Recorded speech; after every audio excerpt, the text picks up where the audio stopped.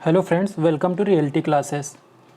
इस वीडियो में हम लोग आपका 2018 में जो वीडियो का पेपर हुआ था 22 दिसंबर को, उसकी फर्स्ट शिफ्ट का जीके पोर्शन के अंतर्गत जो 50 क्वेश्चन आए थे वो देखेंगे।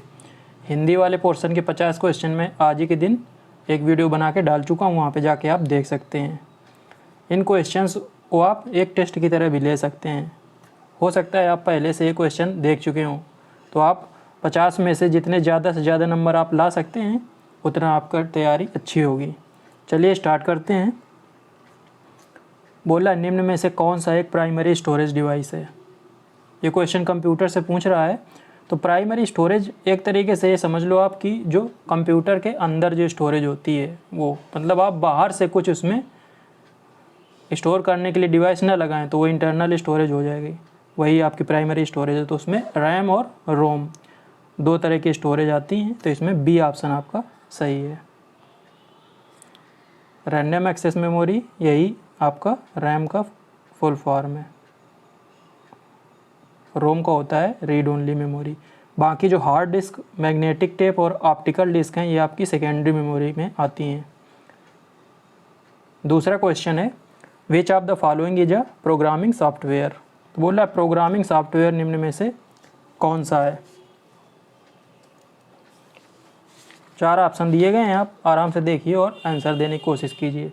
इसमें डी ऑप्शन आपका सही है, जो वर्चुअल बेसिक है ना, ये आपका प्रोग्रामिंग सॉफ्टवेयर है। देखो 2 क्वेश्चन हो गए कंप्यूटर से, उसके बाद देखो ये तीसरा आ गया। हिंदी वाला पोर्शन हम लोग पढ़ते हैं। कंप्यूटर के संदर्भ में जिस तरीके से कोई विरोधी सिस्टम में प्रवेश कर सकता है और संभावित रूप से क्षति का कारण बन सकता है, उसे क्या कहते हैं।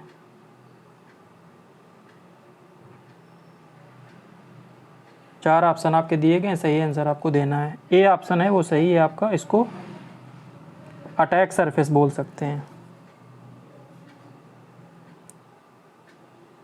चौथा क्वेश्चन ये भी आपका कंप्यूटर से ही है।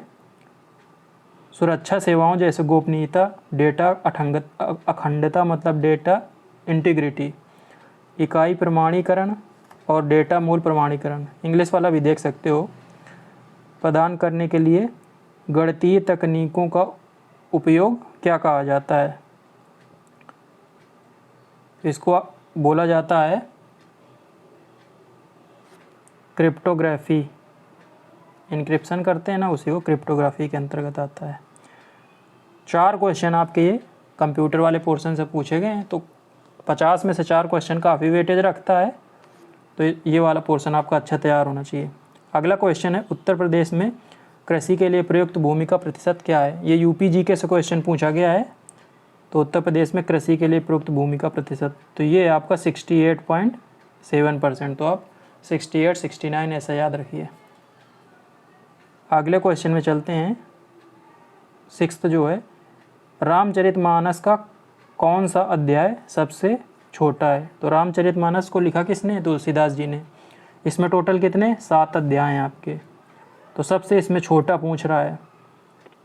तो सबसे छोटा जो है वो किष्किंधा कांड है, बी ऑप्शन सही है। यदि सबसे बड़ा पूछ लेता तो वो आपका हो जाता, इसमें ऑप्शन में नहीं दिया गया, वो है बालकांड।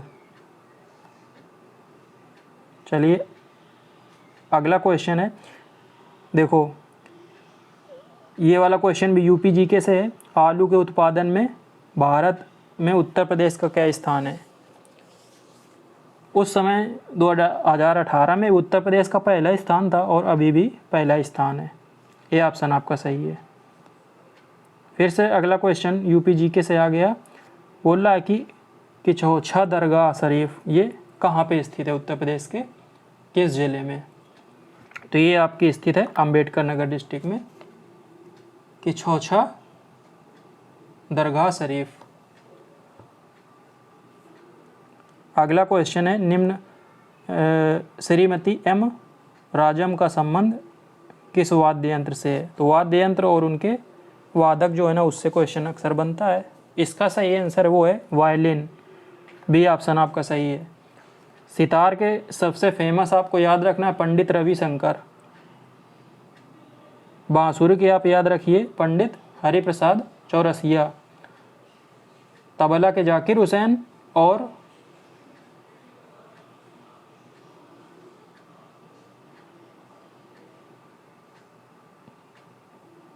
संतूर का एक और आप याद रखिए, शिव कुमार शर्मा। इतने ही नाम याद रखना टफ रहता है।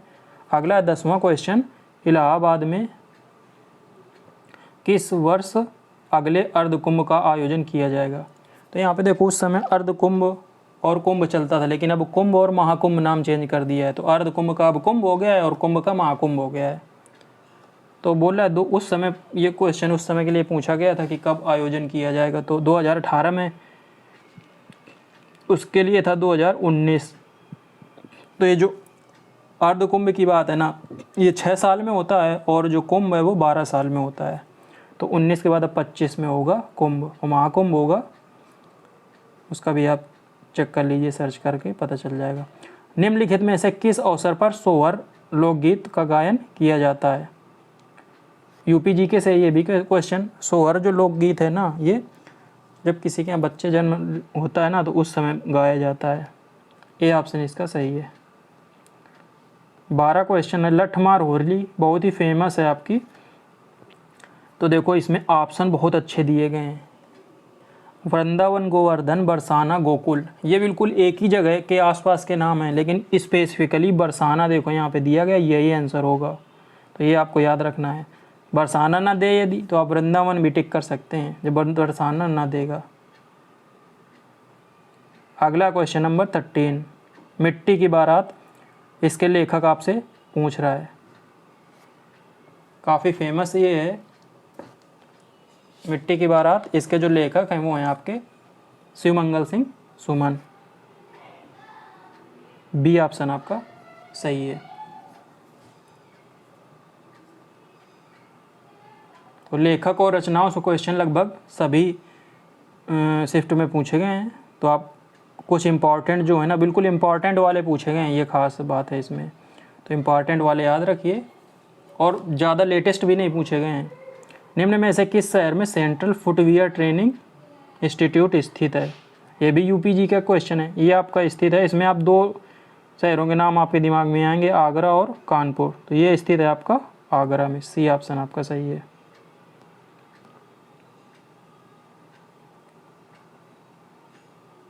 अगले क्वेश्चन में चलते हैं। अभी देखो जनगणना से क्वेश्चन आ गया। जनगणना पे मैंने एक वीडियो बनाया है, वो आप देख लीजिए, सभी क्वेश्चन हल हो जाएंगे। तो बोला उत्तर प्रदेश के किस जिले की जनसंख्या सर्वाधिक है? अब 2011 की जनगणना के हिसाब से ही पूछेगा, तो ये है आपकी इलाहाबाद की। ये ऑप्शन सही है। अब ये क्वेश्चन है ना, यदि आपने पढ़ा है तो आप टिक कर सकते हैं, तो इसीलिए जीके वाले पोर्शन में ना हाई स्कोरिंग करना बहुत टफ है। तो इसलिए आप टॉपिक जिनमें नंबर लाना आसान है वो पढ़ लीजिए, उतने से काम हो जाएगा। सब कुछ पढ़ने के चक्कर में ना पढ़ें। चोल अभिलेखों के अनुसार जैन सभाओं को दान में दी जाने वाली भूमि को क्या कहा जाता था? तो ये था पल्ली छादनम कहा जाता था। पल्ली छांदम एक्चुअल में ये तमिल भाषा का शब्द है, तो सी ऑप्शन इसलिए इस तरह लिखा है। 17वां क्वेश्चन नंबर है, किस शासक ने भारत में तुगलक वंश की नींव रखी थी?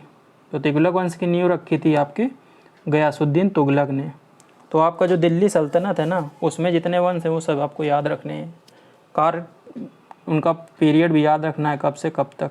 अगला है 18वां क्वेश्चन नंबर, निम्न में से किस शासक की मृत्यु उसके पुस्तकालय की सीढ़ियों से गिरकर हुई थी? बहुत ही कॉमन क्वेश्चन है, इसका तो आंसर आपको टिक करना ये सही। हुमायूं है ना, उनके पुस्तकालय की सीढ़ियों से गिरकर डेथ हो गई थी। 19 क्वेश्चन नंबर है, मयूर सिंहासन के बारे में पूछ रहा है कि ये लाल किले में स्थापना किस शासक ने की थी? तो इसकी स्थापना की थी शाहजहां ने। ये ऑप्शन आपका सही है, और काफ़ी फेमस क्वेश्चन है ये भी। बोध गया एक महत्वपूर्ण बौद्ध तीर्थ है, तो पूछ रहा है क्यों है? क्योंकि गौतम बुद्ध यहाँ पैदा हुए थे, क्योंकि गौतम बुद्ध को यहाँ ज्ञान प्राप्त हुआ था।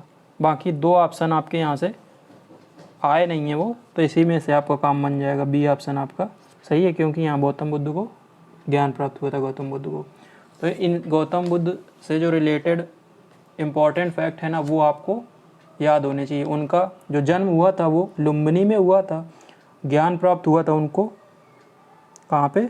बोध गया में।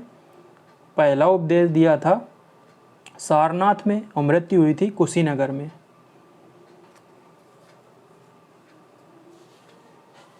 चलिए आगे चलते हैं।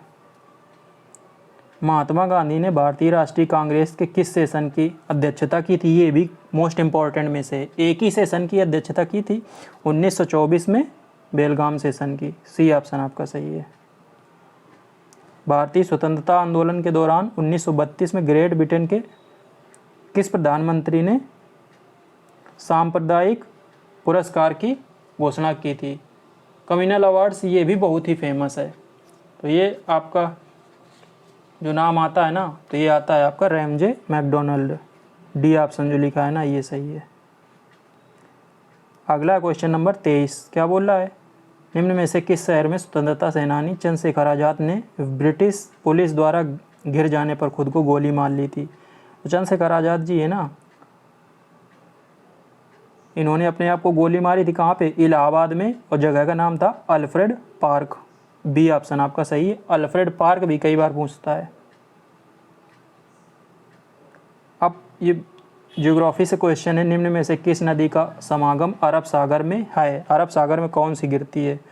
तो नर्मदा और ताप्ती या नर्मदा और तापी तो आपको याद ही होगा, बार बार के क्वेश्चन ये वाला पूछता है। बाकी ये जो है आपकी, ये गोदावरी, कृष्णा, कावेरी, ये आपकी गिरती हैं बे ऑफ बंगाल, बंगाल की खाड़ी में। 25 क्वेश्चन नंबर है, भद्रा वन्यजीव अभ्यारण्य किस राज्य में स्थित है? वन्यजीव अभ्यारण्य मतलब नेशनल, ये तो वाइल्ड लाइफ सेंचुरी हो गया, लेकिन उसी नाम से आपके मतलब नेशनल पार्क और टाइगर रिजर्व याद रखिए, उसी से आपका ये भी काम हो जाएगा। तो भद्रा आपका कर्नाटक में है। देखो मैंने बताया था कर्नाटक के सभी आपको याद रखने हैं। बांदीपुर जैसे हो गया, वो भी कर्नाटक का है। 26 क्वेश्चन नंबर है 26, निम्न में से किस राज्य में भारत में जनसंख्या घनत्व सबसे कम है? ये देखो दूसरा क्वेश्चन आ गया। तो ये भी जो है वो 2011 की जनगणना के आधार पर ही आंसर हम लोग करेंगे। तो ये आपका सही आंसर डी, अरुणाचल प्रदेश। अगला क्वेश्चन नंबर है 27, डेन्यूब नदी का उद्गम। तो उद्गम कई बार पूछ लेता है, वो चाहे इंडिया की हो चाहे विश्व की फेमस नदियाँ हों। तो डेन्यूब नदी का उद्गम जो है वो आपका बी ऑप्शन सही है, जर्मनी से इसका होता है। जर्मनी में कहाँ? ब्लैक फॉरेस्ट से। और जो डेन्यूब नदी है ना, यूरोप की दूसरी सबसे लंबी नदी है। सबसे लंबी नदी यूरोप की बात की जाए तो वोल्गा नदी है वो। 28 क्वेश्चन नंबर है, क्षेत्रफल के आधार पे सबसे बड़ा महाद्वीप आपसे पूछ रहा है। तो आपका एशिया महाद्वीप है, आपको पता होगा।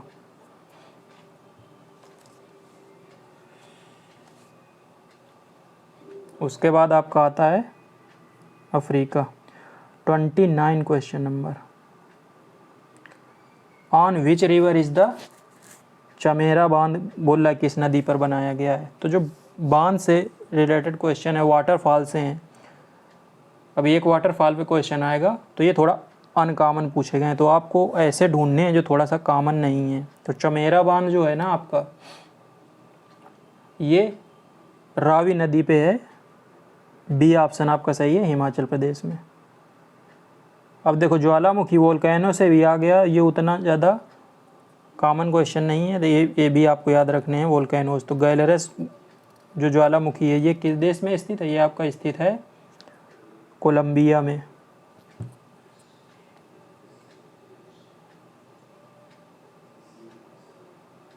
तो ये जो आपका कोलंबिया साउथ अमेरिका में आता है, जो नाम आप लोगों ने सुना होगा पाब्लो एस्कोबार, वो यहीं से था। 31वां क्वेश्चन नंबर है, in which state is the Thoseghar waterfall located? Thoseghar waterfall देखो ये भी कॉमन नहीं है, तो इस तरह क्वेश्चन थोड़ा सा आपको याद रखने हैं। महाराष्ट्र में है ये ऑप्शन आपका सही है। तो वाटरफॉल और डैम ये इम्पोर्टेंट है, और वोल्केनो। क्वेश्चन नंबर 32, पृथ्वी के उत्तरी गोलार्ध में रहने वाली कुल मानव आबादी का अनुमानित प्रतिशत क्या है? अब देखो पृथ्वी में नॉर्दर्न हेमिस्फीयर और सदर्न हेमिस्फीयर, यदि पृथ्वी को इस तरह से भी डिवाइड कर सकते हैं, तो ज़्यादातर आबादी जो है ना वो उत्तरी गोलार्ध में ही रहती है। तो इसमें सबसे ज़्यादा देखो डी ऑप्शन दिया गया, एक्चुअल में 90% से भी ज़्यादा है, तो डी ऑप्शन इसमें आपका सही है। अगला क्वेश्चन पूछ रहा है कि रामनाथ कोविंद भारत के किस नंबर के राष्ट्रपति हैं। तो राष्ट्रपति, प्रधानमंत्री और उपराष्ट्रपति तीनों का आपको नंबर याद रखना है। तो जो रामनाथ कोविंद हैं वो 14वें नंबर के थे, अभी द्रौपदी मुर्मू जी हैं वो 15वें नंबर की हैं। उपराष्ट्रपति की बात की जाए तो अभी कौन है, जगदीप धनखड़, ये आपके 14वें नंबर के हैं। और प्रधानमंत्री की बात की जाए तो मोदी जी ये भी 14वें नंबर के हैं। तो ये नंबर आपको याद रखना है। पॉलिटी से क्वेश्चन है, क्वेश्चन नंबर 34, भारत के संविधान के अनुच्छेद 243(1) के अनुसार पंचायतों की वित्तीय स्थिति की समीक्षा के लिए वित्त आयोग का गठन कब किया जाता है। तो वित्त आयोग के बारे में पूछ रहा है, पंचायतों के लिए वो भी।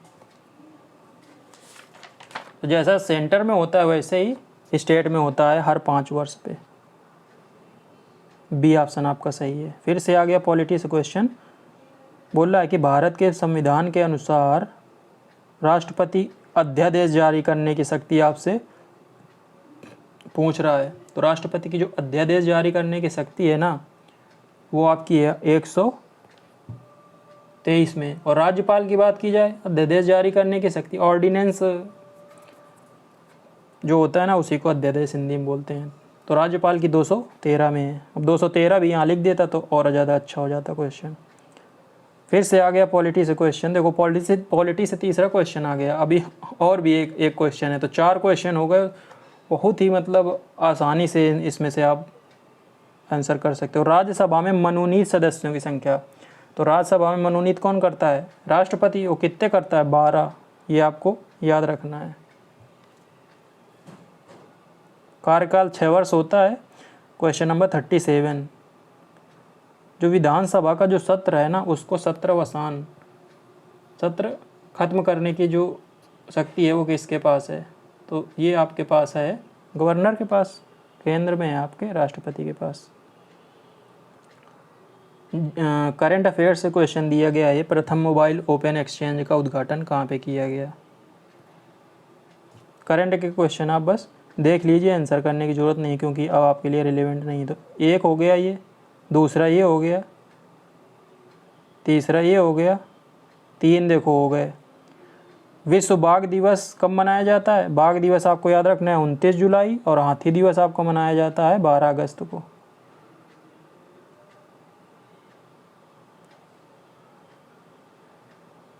टाइगर रिजर्व की बात की जाए तो अभी टोटल 53 टाइगर रिजर्व है इंडिया में। ये भी आपका करंट से रिलेटेड क्वेश्चन है। चौथा क्वेश्चन देखो करंट से है, भारत का पहला वैश्विक गतिशीलता शिखर सम्मेलन, ग्लोबल मोबिलिटी समिति। ये भी करंट से। 5वां क्वेश्चन देखो आगे, निम्न सरकारों में से किसने सूर्य शक्ति किसान योजना प्रारंभ किया है।